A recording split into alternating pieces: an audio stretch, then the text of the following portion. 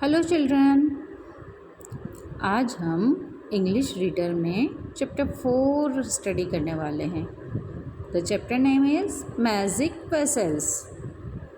ये चैप्टर है ना, बहुत अच्छी स्टोरी है और आपको ये पढ़कर बहुत अच्छा लगेगा। बहुत अच्छी स्टोरी है। चलिए स्टार्ट करते हैं हम। ये स्टोरी है तेनालीराम के बारे में। तेनालीराम आप सब जानते हैं ना, बहुत फैमिलियर है इस नाम से, ठीक है ना। उसी की स्टोरी हम पढ़ने वाले हैं। तो तेनालीराम एक विलेज में रहते थे और उनकी बेटी को राजा ने सम्मानित किया था। इस कारण से तेनालीराम और उनकी जो वाइफ हैं उनने डिसाइड किया कि हम एक फीस्ट ऑर्गेनाइज करते हैं, एक दावत का ऑर्गेनाइज करते हैं। और दोनों मिलकर चाहते थे कि दावत ऐसी हो जैसे राजा देते हैं, मीन्स उसमें सिंगर भी हो, वहाँ पर एंटरटेन करने के लिए डांसर्स भी हो, म्यूजिशियंस भी हो। एक बहुत बड़ी दावत वो देना चाहते थे और उन्होंने उसकी तैयारी की। दावत के कुछ टाइम पहले तेनालीराम थोड़े से टेंशन में थे। वो सोच रहे थे कि पूरे विलेज को हमने इनवाइट किया है, बट हमारे पास वैसे पोट्स नहीं हैं, लार्ज साइज़ के कंटेनर्स नहीं हैं, तो हम क्या करेंगे। देन उनकी वाइफ होती है, वो उन्हें सजेस्ट करती है कि हम हमारे नेबर्स से हेल्प लेंगे यूटेंसिल्स के लिए, उनके बर्तन के लिए। देन उनके नेबर्स उनकी हेल्प भी करते हैं और दोनों हैप्पीली फीस्ट का ऑर्गेनाइज करते हैं, दावत की ऑर्गेनाइजेशन करते हैं और दावत बहुत अच्छे से ओवर हो जाती है। सबको बहुत मज़ा आता है दावत में उनकी। जब नेक्स्ट डे जब तेनालीराम सोचते हैं कि जो उनके पड़ोसी हैं उन्होंने इतनी हेल्प की, तो मैं क्या कर सकता हूँ। तो वो सोचते हैं कि क्यों ना उनके जो बड़े पोट हैं उनके साथ उन्हें एक छोटा पोट फ्री कर दिया जाए। देन जब वो उनके नेबर्स के यहाँ उनके पोट्स को रिटर्न करने जाते हैं तो छोटा पोट भी वो साथ में देते हैं।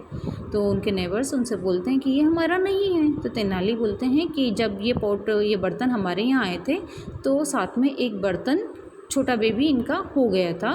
देन छोटा पोट जो है वो आप रख लीजिए क्योंकि ये बर्तन का है।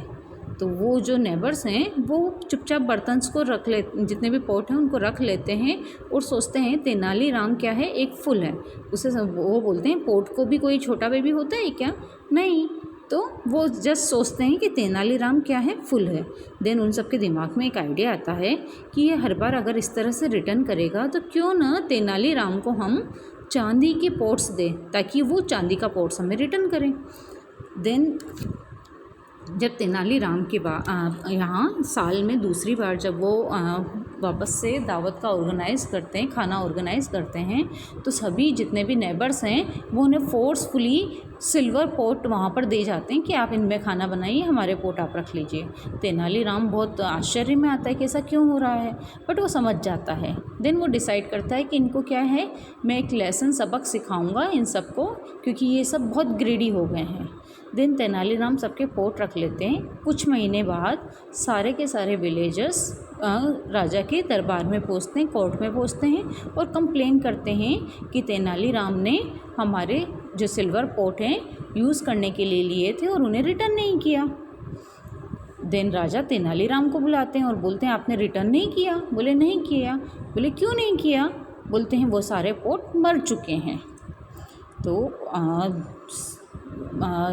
जो राजा है वो बोलता है पोट कैसे मर सकते हैं। तो तेनाली जस्ट उन्हें बोलता है कि मैंने कुछ समय पहले इन्होंने पोट मुझे दिया था, तब उनके छोटे छोटे पोट बोर्न हुए थे। तो जो बोर्न होता है वो मरता भी है। देन इनके सारे पोट मर चुके हैं।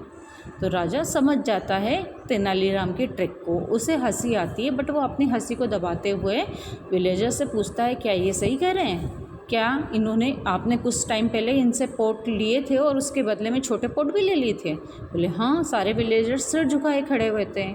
तो राजा बोलता है देन कि मैं अब कुछ नहीं कर सकता, ये एक अच्छा काम किया था इन्होंने कि आपको पोट के बदले छोटा पोट दिया था और आपने इन्हें बेवकूफ़ समझा।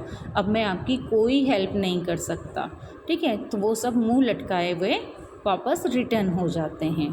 देन राजा तेनालीराम से राजा बोलते हैं कि ठीक है सर, मैं इनके सारे पोट वापस कर दूंगा। मैं तो जस्ट इन्हें सबक सिखाना चाहता था, इसलिए मैंने ये पोट वापस नहीं किए थे। तो राजा को हंसी आती है। राजा बोलता है मैं कभी इतना नहीं हंसा जितना आज इन सब बातों पर हंसा हूँ। बहुत अच्छी तरह से तुमने इसे सबक सिखाया है। और इस तरह से हमारी कहानी एंड हो जाती है। तो अच्छी लगी ना आप सबको ये कहानी? ओके, बाय बेटा।